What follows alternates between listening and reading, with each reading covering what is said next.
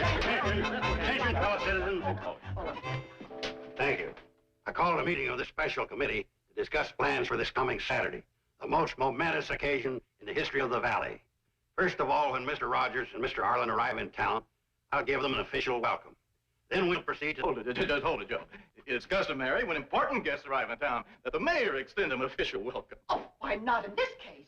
Why, I'm certain that Mr. Arlen and Mr. Rogers will be expecting the leading socialite of the Valley to greet them. And that's just what I'll do. Oh, no, you don't, Selma. As entertainment chairman of the every other Wednesday afternoon discussion club, I should have that honor. Tell me one reason why. My record. I was in charge of our last little theater production of Peter Pan, which was a huge success. You should know, Selma. You play Peter Pan. Some success. On opening night, the wire broke, and I spread eagle into the orchestra pit. Selma, many people thought that was the highlight of our theatrical season.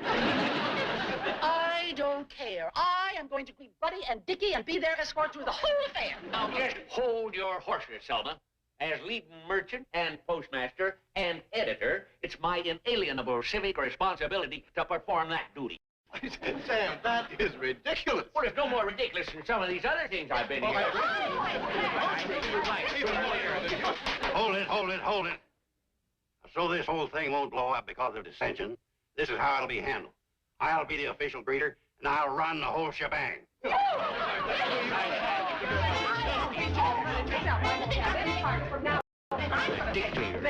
you, as far as I'm concerned. Meeting adjourned. Pretty stupid thing to do. Why am I leaving? This is my store. You hear all that? Yeah. Steve, where did I go wrong? Well, I think it was right after you said, attention, fellow citizens.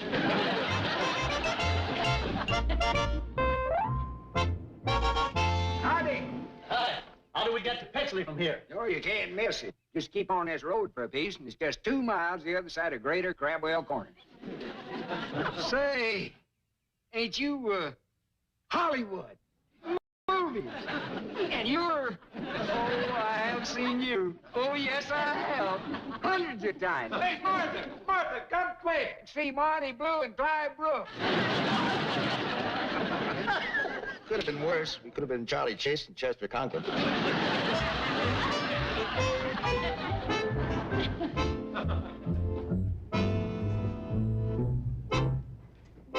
Sure want to thank you girls for coming down here with me. We can understand why you wouldn't want to greet them alone. Especially after what you put in the letter. Well, I wanted to make it sound like the trip would be worthwhile. Oh, you did. And I quote, when it comes to premieres, the Bijou will outdo the Roxy any day in the week. We'd have two of the stupid people around here hadn't been so stubborn. This might be them now. Well, it's the Bijou, all right. It sure goes all out for a premiere, huh? Look at that swarming mob of fans over there. 3.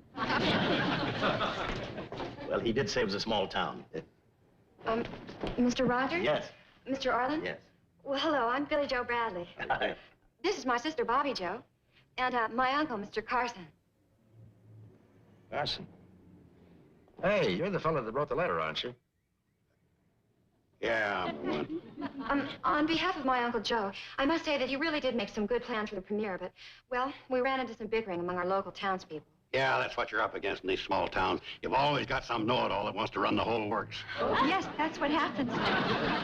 We feel badly about having you come all this way, especially for what we thought was something so worthwhile. Yeah, if the premiere to come off, it might have kept the Bijou from closing. Well, maybe there's something we can still do. Boy, I'm glad to hear you say that, because there certainly is. And I know just where to start. Mr. Buddy Rogers, Mr. Dick Arlen, I'd like for you to meet Mayor Potts. Well, how do you do? Welcome, Mr. Rogers. Oh, welcome, Mr. Arlen. Mayor Potts, Miss Bradley tells us you run a very progressive town. Yes, we saw the parking meter you had installed. Oh, yes. I rammed that project through in spite of the city fathers. Mayor Potts was also responsible for having a bird bath installed in the city square. No. Really? Hey, you can't miss it. Dedication plaque with the mayor's name on it's bigger than the bird bath. Mayor Potts, Mr. Arlen and Mr. Rogers were wondering if we could get your cooperation for the premiere of Wings. Yeah. Of course you can. What, the vast facilities of my office are at your beck and call. First, let me show you the red curbing I had painted in front of the depot. Wonder what fight that was. But encouraged by the voice of the people. Mr. Drucker is not only the leading merchant in town, but he's also the postmaster and the editor of the Hooterville World Guardian. Merchant, postmaster, and editor? That's correct. Out on the coast, we brag about Howard Hughes. Hello, Mrs. Platt. Oh, hello, Billy Joe. I'm waiting for the train to Pixley. Mrs. Platt, I'd very much like for you to meet Mr. Buddy Rogers and Mr. Richard Arlen. How do you do? Buddy Rogers and Richard Arlen! Mrs. Platt is the leading performer in our little theater group. Oh, I could spot that right away, couldn't you, Dick? Oh, immediately. I could see that Julie Andrews flair. Julie Andrews, you're joking. Kim Novak, maybe. Mrs. Platt, Mr. Rogers and Mr. Arlen were wondering if you would cooperate in putting on the premiere of Wings so that we could help Gus Huffle and the Bijou. Would I cooperate? Oh, Buddy and Dickie, Dick, I'm at your command. I would even sweep the streets for you. Good, I'll get the broom and dustpan. Oh, you dog, baby, you. Now, what is it you wanted me to do? Well,